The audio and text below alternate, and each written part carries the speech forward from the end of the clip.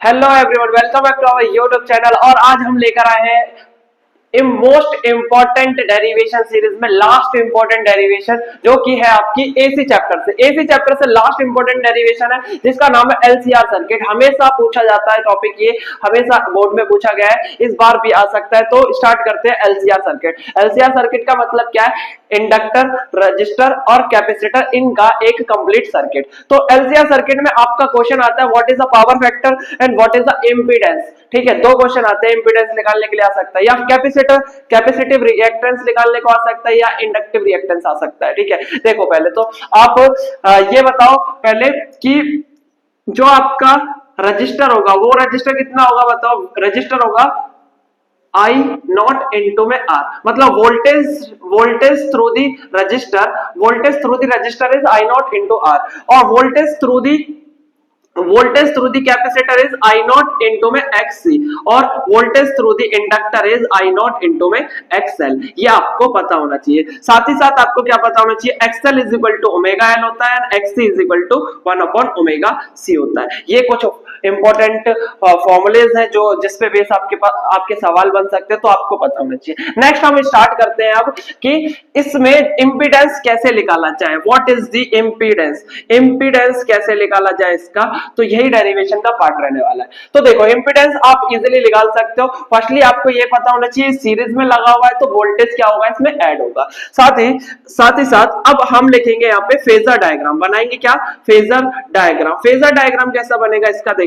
जो phasor diagram है उसमें तीन पार्ट है। देखो, first is register V not R आपका हॉरिजॉन्टली रहेगा, एंड V नॉट L आपका क्या रहेगा, यहाँ पे आपका 90 डिग्री एंगल से आपका लीड करेगा, जबकि V नॉट C जो रहेगा वो आपका लैग करेगा। ठीक है, ये पता होना चाहिए कि इंडक्टर का वोल्टेज लीड करता है और कैपेसिटर का वोल्टेज लैग करता है। तो इसमें दो पॉसिबिलिटीज बनती है।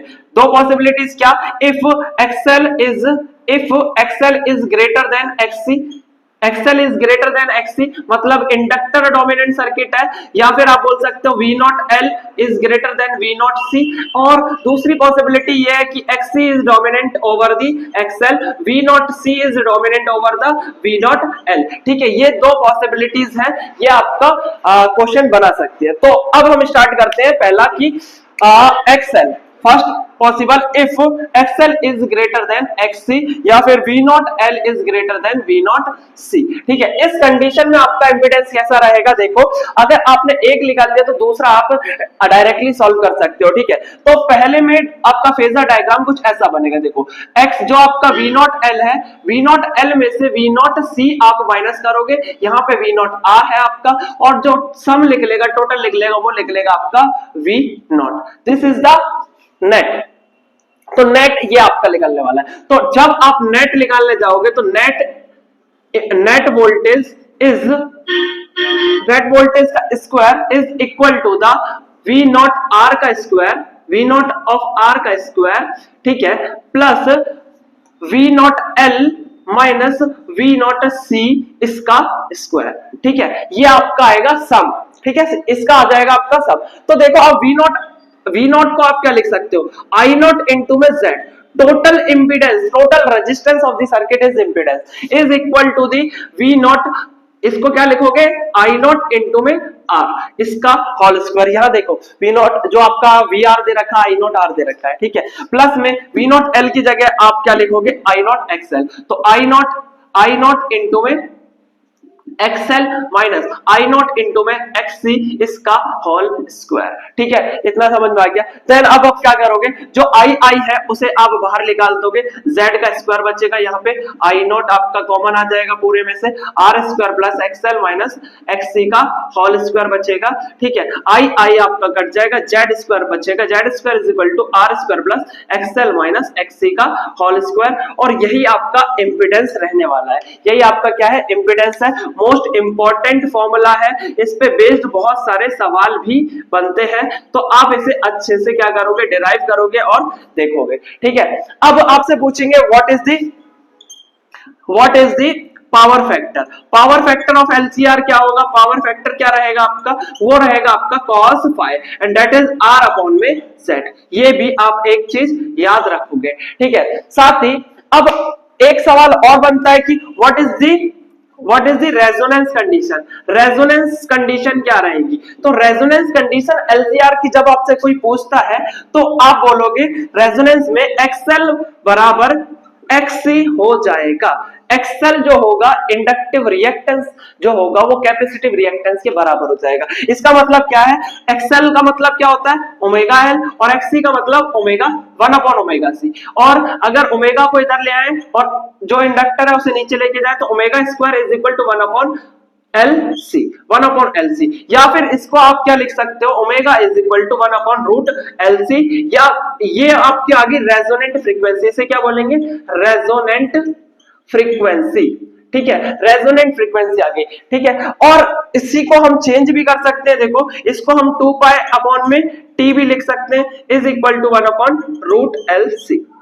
ठीक है, 2 पाई अपॉन में T is equal to 1 upon root C. या फिर 1 अपॉन टी को आप 2 पाई एफ लिख सकते हो। 2 pi F is equal to 1 upon root L C. Done है, रूट एल सी। या फिर देखो हम यहाँ पे कर लेते हैं अलग से कि omega not is equal to under root of 1 upon under root L C. ठीक है, एक फॉर्मूला तो ये बन गया जिससे न्यूमेरिकल कर लोगे। या फिर दूसरा आप 2 पाई इंटू में F is equal to 1 upon root L C, और फ्रीक्वेंसी आ जाएगी आपकी 1 upon 2 pi root L C. एक फॉर्मूला ये बन गया आपका। तो आपको रेजोनेंट फ्रीक्वेंसी हो, रेजोनेंट एंगुलर फ्रीक्वेंसी बोले या फ्रीक्वेंसी बोले, तो दोनों फ्रीक्वेंसी आप निकाल सकते हो। तो what is the condition of resonant? Resonant की कंडीशन है एक्सएल इक्वल टू एक्ससी हो जाता है इस कंडीशन में। ठीक है, और Z is minimum, Z minimum हो जाता है आपका, Z is equal to R. देखो यहाँ पे जो एक्सएल इक्वल टू एक्ससी हो जाएगा तो ये दोनों जीरो हो जाएगा, जेड होगा वो इसके बराबर हो जाएगा। ठीक है, जेड मिनिमम हो जाएगा, that is equal to R. Done है, तो ये है आपका एलसीआर सर्किट। और न्यूमेरिकल कहां से बनेगा आपका? इस इंपेडेंस फॉर्मूले से न्यूमेरिकल बन जाएगा आपका। इस फॉर्मूले से बन सकता है इंडक्टिव रिएक्टेंस कैपेसिटिव रिएक्टेंस से बन सकता है। साथ ही साथ आपको एक चीज और समझा दूं मैं कि अगर आपका ग्राफ आता है, ग्राफ बिटवीन दी आता है आपका क्या? कैपेसिटिव रिएक्टेंस एंड ओमेगा के बीच में ग्राफ आता है तो ये इनवर्सली रिलेशन होता है। अगर आपका एक और ग्राफ आता है कि इंडक्टिव रिएक्टेंस वर्सेस ओमेगा का ग्राफ बनाओ तो ये स्ट्रेट लाइन आता है। तो ये भी छोटे मोटे सवाल बन सकते हैं। बाकी का मैंने आपको पूरा एलसीआर यहाँ पे समझा दिया है। तो अच्छे से ये सारे डेरिवेशन कर ले, 12th के जो भी डेरिवेशन मोस्ट प्रोबेबल आ सकते थे वो मैंने आपको करा दिए हैं। अच्छे से प्रैक्टिस करें, इससे बाहर कुछ भी नहीं जाएगा। तो पढ़ते रहें और अपनी तैयारी अच्छे से करें। Thank you.